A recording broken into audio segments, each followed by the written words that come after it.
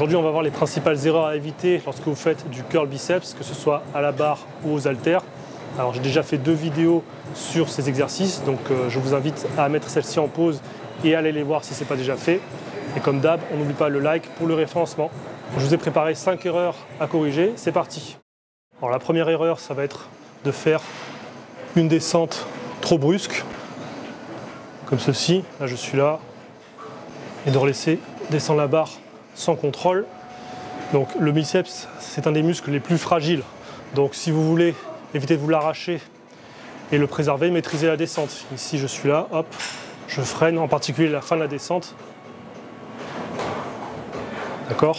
Deuxième erreur, ça va être, donc c'est souvent combiné avec la première, c'est de descendre en relâchant complètement la tension en bas. Donc de faire quelque chose comme ça. Ok. Donc c'est souvent combiné avec la première. Il faut savoir que le biceps est très faible dans cet angle-là. Donc gardez toujours une légère flexion, okay, pour garder la tension continue et préserver votre muscle. Ensuite, la troisième erreur, ça va être de bouger les coudes, que ce soit en arrière ou en avant.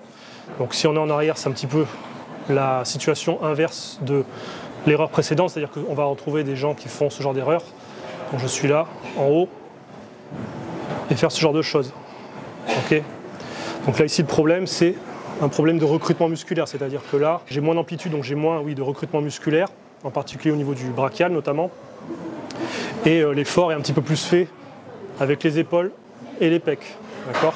Surtout si au contraire j'avance beaucoup ma barre vers l'avant, enfin mes coudes vers l'avant, avec un mouvement qui ressemble à ça. Alors là j'exagère un petit peu, mais croyez-moi, on le voit de temps en temps. Certes, on a vu que le biceps était un muscle qui était biarticulaire, qui chevauchait l'épaule et qui participait à l'élévation du coude, mais dans cette configuration-là, vous allez beaucoup moins travailler les biceps et plus recruter les pecs, un peu plus les pecs et les épaules. Donc si vous voulez bien isoler, gardez les coudes le long du corps, hop, et on avance, on limite l'avancée des coudes et le recul également. La quatrième erreur qu'on peut voir assez souvent, c'est de cambrer le dos. Donc ça c'est souvent quand on n'a plus de force ou qu'on on met un poids assez lourd, de faire quelque chose qui ressemble à ça, ici. Ok, surtout si en plus on penche le buste en arrière. Donc ça, pourquoi c'est pas bon? Parce que vous allez mettre beaucoup de pression sur votre zone lombaire. À terme, vous pouvez vous blesser, vous faire mal dans la zone en question. Donc qu'est-ce qu'il faut faire? On reste bien gainé, on serre les abdos, on serre les fessiers, d'accord? Et on reste le plus fixe possible. Petite astuce que je vous donne, vous pouvez légèrement fléchir les genoux pour aligner un peu plus la colonne, en particulier si vous êtes hyper lordosé, d'accord. Ça vous évitera d'être trop cambré comme ça. Hop, ici, je serre les fessiers, je baisse les genoux légèrement et je fais mon mouvement.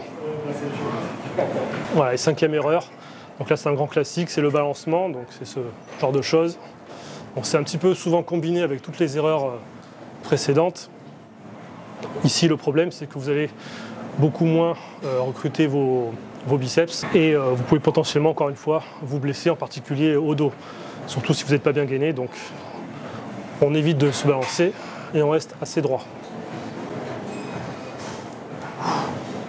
Alors, je précise quand même que vous pouvez très légèrement tricher quand vous commencez à mettre lourd ou que vous arrivez à la fin de votre série.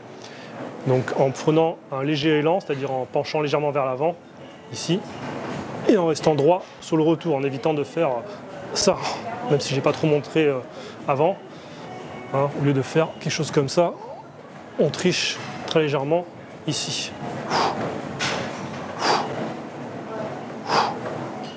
Ok, tout est une question de mesure et surtout c'est une technique à utiliser à partir d'un niveau intermédiaire. Voilà pour ces 5 erreurs sur le curl biceps. Pour voir si vous avez bien suivi, listez-les en commentaire.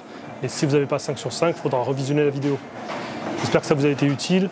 N'oubliez pas le pouce bleu pour le référencement, c'est important. Bon entraînement et à bientôt.